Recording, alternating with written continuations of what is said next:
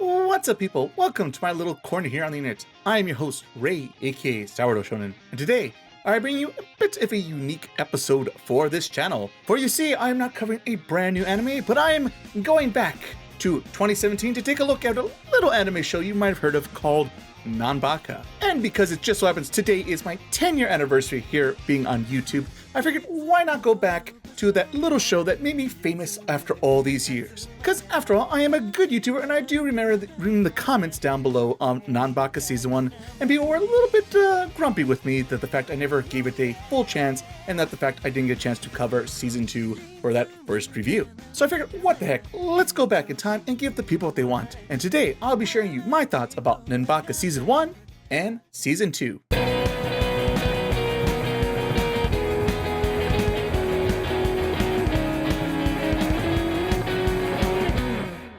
Alright, this series opens up in the most secret labyrinth prison of all time, known as Nanba. In Nanba, it holds the worst criminals from around the world. Or at least that is the first joke in the very beginning of episode 1, because it turns out all the criminals here tend to be a bit of a wacky, kooky cast that are full of flaws that just so happens they have a great time being prison inmates. This series only has 4 main characters. The main one being our main protagonist, Hugo, who is a pretty laid-back guy who has no skills whatsoever, with the exception of being a master locksmith, which is quite handy when you find yourself in a prison, let me tell you. Next to him is probably his best friend Uno, who is a master gambler and has a great sense of instincts when it comes to his gut. Followed by that, you have Rock, the big muscle head of the group, who has always quite the big appetite no matter what situation they find themselves in. And last but not least, we have Niku, who is quite the otaku and also has a very unique relationship when it comes to his body's chemistry, let's say. And in the opening scene of episode 1 of this series, it looks like these 4 characters are about to make the world's greatest escape out of the world's biggest prison. However, they're stopped by their prison guard, Hajime, who is the OP broken character in this universe. No matter what situation it is, this guy can just punch his way through anything. Despite their best efforts, our prisoners find themselves back in jail. But thankfully, it's actually not too bad in Nanba. You see, these guys pretty much can do whatever they want in their prison. There's a bunch of games for them to play, tons of great food to eat. It's not the typical prison you or me might be used to. And this is pretty much the premise you get in those first few episodes. It's a lot of hijinks and shenanigans. But pretty much by episode 4 or 5, I'm not 100% sure, this series takes a bit of a turn and focuses to be more of an action drama series. For you see, it actually starts opening up with a tournament arc because Shonen battles, I suppose, and you get to see the different powers and abilities the different inmates have, not only in Hugo's group, but as the different blocks of Nanba.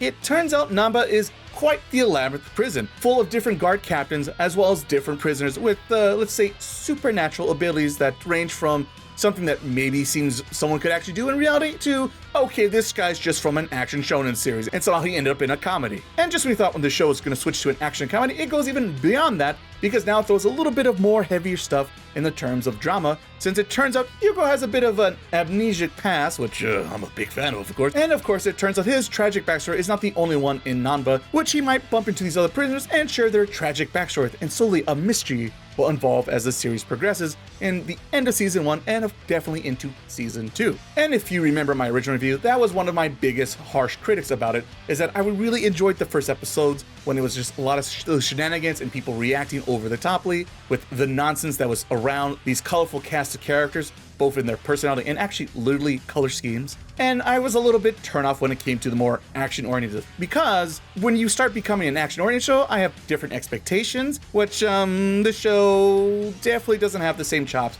And so that's what a lot of my negative came to in my first review, is that I really enjoyed it, but then when they pulled the rug under me, the thing that it swapped out with wasn't as tasty as that first sampling. But now with Season 2 under my belt, I can give you a little bit of better perspective of what the show really has going for it, good and bad.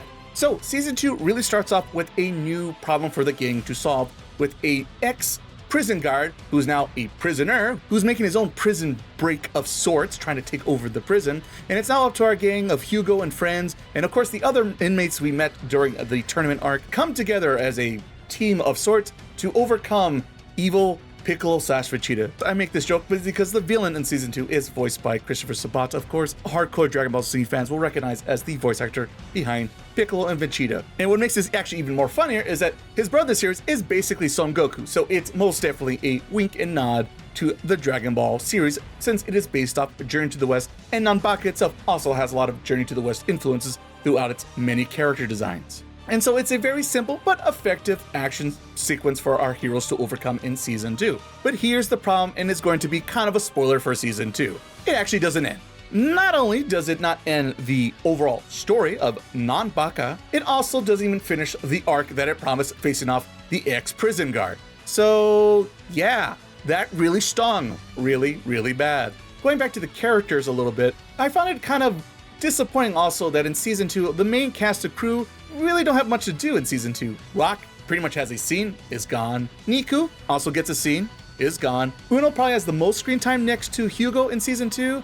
However, he's just kind of reduced to, come on, Hugo, we can do this, buddy. We can work it out and we got this. And Hugo just kind of goes wishy-washy and kind of is untoo sure what to do about his fate in his past. And sadly, we never get to see really any growth at the end of Season 2, despite it sure seems like we're right about to turn the corner on that. But once again, there's nothing for me to work with, so I'm left kind of shrugging once again when it comes to the character development in Nanbaka Season 2. On the plus side about Season 2, at least, is that we get a little bit more time with the characters that are introduced in Season 1 from the tournament arc, and we get to see a little bit more of their backstories and see what makes them tick. And surprisingly, I caught myself a little bit more interested in the series to hear their backstories and hear the things they've overcome in their somewhat hard lives, let's say, and the things they're trying to go through and have a little bit of a redemption arc, which, you know, I definitely do enjoy. Speaking about characters from Season 1, I do have to admit I was a little disappointed that the Warden herself was not in Season 2. She basically has one scene and then takes off on a helicopter for allow this prison break to start occurring. I suppose most people would argue, well, no, it's a serious action show. You can't have shenanigans here and there. So, I suppose. Thankfully, though, it doesn't lose all sense of humor in Season 2, but it becomes more self-aware, breaking for the fourth wall kind of humor. So if you're a Deadpool fan, have I got an anime for you? While I was more of a thumbs up when it comes to the humor of the show, I was a little bit more of a thumbs down, let's say, when it comes to the action. The main reason is because when you start seeing action shows, and between 2017 and now in 2025, there's quite a few selections out there. You have your Dan-to-Dans, you have your My Heroes still popping up one more season, Demon Slayer now back in theaters. There's a ton of action series that have amazing, crazy animation. And Satellite and Nanbaka, not so much, let's say, compared to those shows, which I know is a bit of an unfair comparison, but when you say action series, people are going to expect that kind of action. So that's what happens when you classify yourself as an action series versus a comedy series with a little bit of action. Of course, the last bit to talk about is the drama aspect of the series. It might work, but sadly, with a cliffhanger where we're left off at the end of Season 2, it's hard to really grade it or suggest good or bad. Yeah, maybe some people might actually go off and read the manga, but I'm here to review the anime and the anime only. This isn't a review of Nanbaka the series and the different adaptations and things that have changed throughout the years. And sadly, at this point, Season 3, not looking likely. But hey, I've seen some crazier slate sequels and remakes in the last few years, so never say never. While maybe some of the action and drama beats are not the most original things you've ever seen, what definitely does still stand out about this series up to this very day is its still unique use of colors and its character designs. What you see, as you can imagine through while watching the corner of my screen over here, is that Nanbaka has a very colorful cast of characters, as already hinted at before. So many colors left and right that maybe most artists might suggest they should mix together, but this artist doesn't give a crap and is breaking all the rules of convention just because he thinks it's cool. And you know what? I actually agree. For the most part, it is indeed cool. However, if you're a bit of a stickler like I can be sometimes, the background work art here is still very simple and plain, which I actually do know, in fact, this time around, that this is a choice by the artist, because if you actually go read at some of the manga, which I'll present over here, and indeed, he uses the same technique in his manga drawing style. And Satellite, of course, said, oh boy, we also too get to save some money by making simple backgrounds. Which, during the comedy beats, is fine, it makes a little bit more sense, but during the more action or serious moments, kind of takes you out of the scene if you ask me.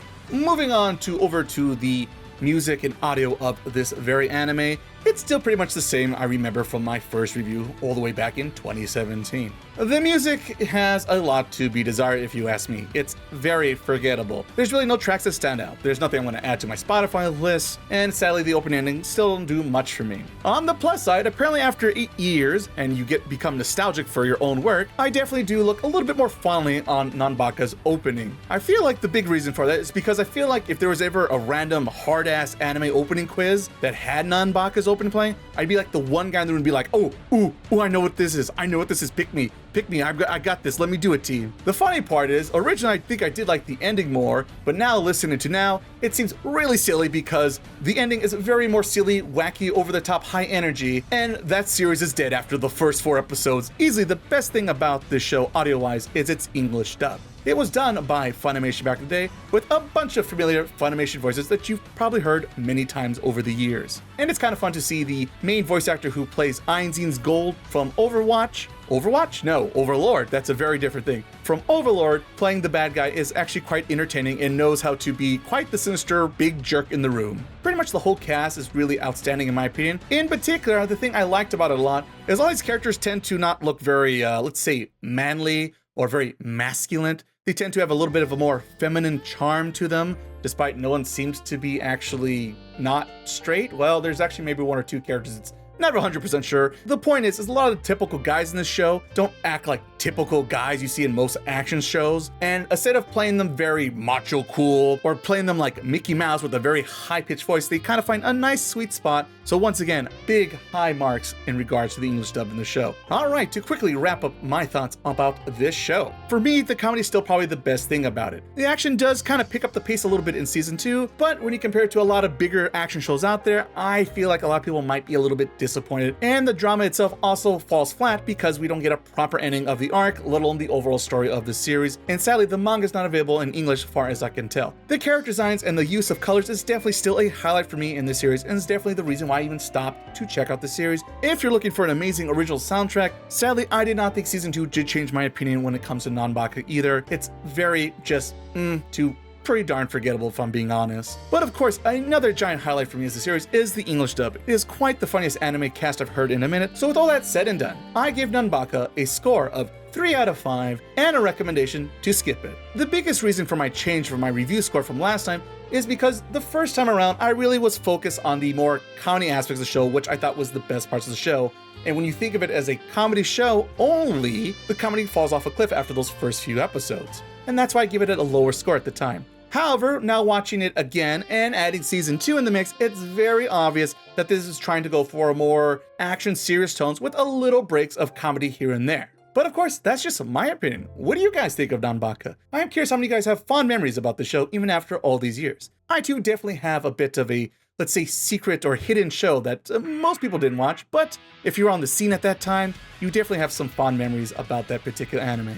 Shout out for Lucky Star, and how about Midori Days? Who remembers Midori Days? Oh, that's such a weird, awesome little show that most people were not around for. Check those out. Alright, that's about it for this video review for today. But before I go, I must push and shill my other projects I do out on the internet. The first being my little podcast I help produce and co-host called Otaku, which with a name like that, it is indeed an anime podcast, because if you do anime reviews on YouTube, why wouldn't you do an anime podcast on other streaming platforms out there, including right here on YouTube? We have a new episode out every Wednesday. Recently, we talked about My Dress Up Darling Season 1. We tackled some of the big superhero movies from this summer, like Fantastic Four and Superman. And of course, right around the corner, we're gonna have our Demon Slayer Infinite Castle Part 1 review up. And of course, right behind that, we're gonna have our summer anime review spoiler talk episode, so look forward to all that. And if you like seeing me be unscripted like I am today, you can go ahead and follow me over on Twitch TV. On September 8th, the day after this video comes out, fingers crossed, I'll be live once again right after Monday Night Football, and I'll be doing something a little bit different. I'll be going back to my very first videos I did back in 2015, doing a little bit of a behind-the-scenes magic, telling you about some of the